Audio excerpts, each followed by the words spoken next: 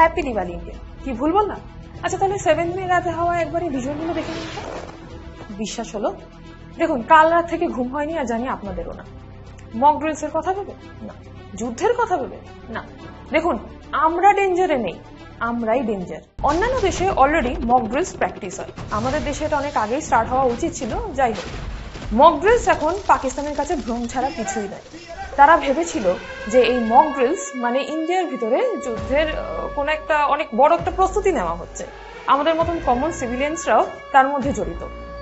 যেটা কিছুটা হলো সত্যি অবশ্যই, কারণ আমরা দেশের প্রতিটা নাগরিক ইন্ডিয়ান গভর্নমেন্ট আর ইন্ডিয়ান আর্মিদের পাশে সবসময় ছিলাম, আছি আর থাকবো। বাট এই সবকিছুর আগেই 7 মে 2025 রাত 1:44 মিনিটে এক্সিকিউট করা হয় অপারেশন সিন্দুর। পাকিস্তান ও পাকিস্তান অধিকৃত কাশ্মীরের 9টি সন্ত্রাসী ঘাঁটি, যেখানে জৈশ-ই মোহাম্মদ, লস্কর-এ তাইবা ও হিজবুল মুজাহিদ্দিনের প্রশিক্ষণ ও অস্ত্র মজদুর ব্যবস্থা ছিল।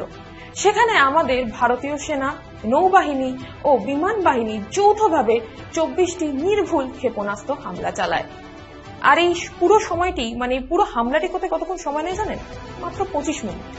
টার্গেটগুলোর মধ্যে ছিল ভাওয়ালপুরের জৈশ-ই মোহাম্মদের সদর দপ্তর, মোরেদকে লস্কর-এ তাইবার ঘাঁটি এবং মুজাফফরবাদের প্রশিক্ষণ ক্যাম্প, যেখানে আগে আজমাল কাশ্যপ ও ডেভিড হেডলির মতন টেররিস্টরা প্রশিক্ষণ নিয়েছিল। 9টি ক্যাম্পের হামলায় প্রায় 100 জন টেররিস্টকে সেফলি জান্নাতে পাঠানো হয়েছে। এই অপারেশন সিন্দুর নামটা এক বিশাল ইম্পর্টেন্ট মেসেজ দিয়েছে Indian government and Indian army আমাদের।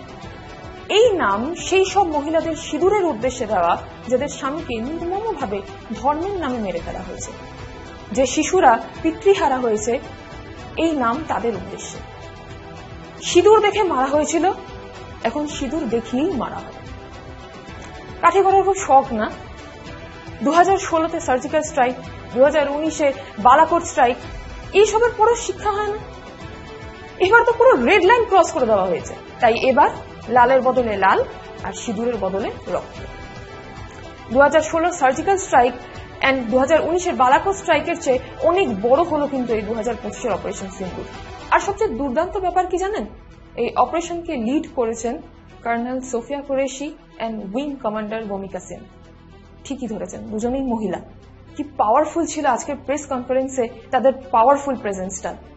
তাদের বডি ল্যাঙ্গুয়েজ, কথার ধরন বলছিল আমাদের দেশ রানী লক্ষ্মীবাইয়ের, আমাদের দেশ মা দুর্গার, যে নিজের সন্তানকে বাঁচাতে, তার প্রতিশোধ নিতে কালী হতে বেশি সময় নেয় না। আর যুদ্ধ আমরা চাই না, যুদ্ধ শান্তির কোনো জিনিসও নয়। কিন্তু যে দেশ হাফিজ সঈদ, মাজহুর আজহার, ওসামা বিন লাদেনকে পোষে, সেখান থেকে আমরা শান্তির আশা করি কি করে বলুন তো? আমাদের পদক্ষেপ ছিল নির্ভুল, পরিমিত এবং উত্তেজনা সৃষ্টি না করার মতন। কোন পাকিস্তানি সামরিক স্থাপনা টার্গেট করা হয়নি।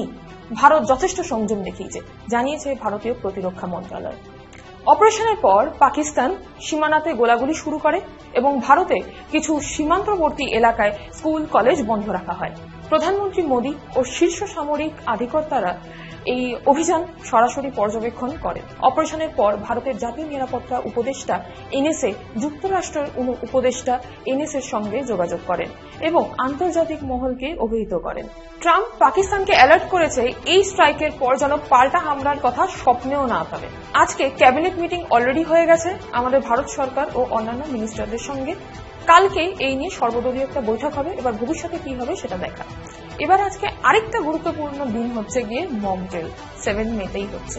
সেটা আমাদের দেশে লাস্ট হয়েছিল 1971-এ। সেই টপিকে আজকে একটু আসি। দেখুন, সরকার জানিয়েছে যা হবে সব প্রেসে ডিটেলে বলা হবে। আমাদের কাজ এখন প্রশ্ন না করে চুপচাপ সরকারের গাইডলাইন্সটা মেনে চলা। আর ট্রাস্ট মি, এতে আমাদেরই ভালো হবে। প্যানিক করবেন না, ফেক নিউজ থেকে বাঁচুন। ইন্ডিয়ান আর্মি আমাদের অনেক স্ট্রং, তারা আমাদের কিছু হতে দেবে না।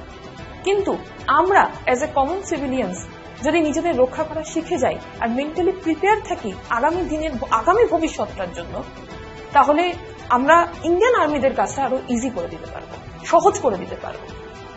আর নিজের বাড়ির আশেপাশে যদি ইন্ডিয়ান আর্মির গাড়ি বা হেলিকপ্টার বা এই মক ড্রিল রিলেটেড কিছু যাবতীয় দেখেন, দয়া করে ভিডিও বা ফটো তুলে সোশ্যাল মিডিয়ায় ছাড়বেন না। এই একটা ভুলের মাসুল আমাদের কিভাবে গুনতে হতে পারে তা কিন্তু আমরা কেউ জানি না। আর ইন্ডিয়ার মধ্যে আমাদেরই দেশবিরোধী অনেক কিট আছে, তাদেরও পেস্টিসাইড দিয়ে খুব তাড়াতাড়ি বের করানোর চেষ্টা করা হচ্ছে, সেই নিয়েও নিশ্চিন্ত থাকুন।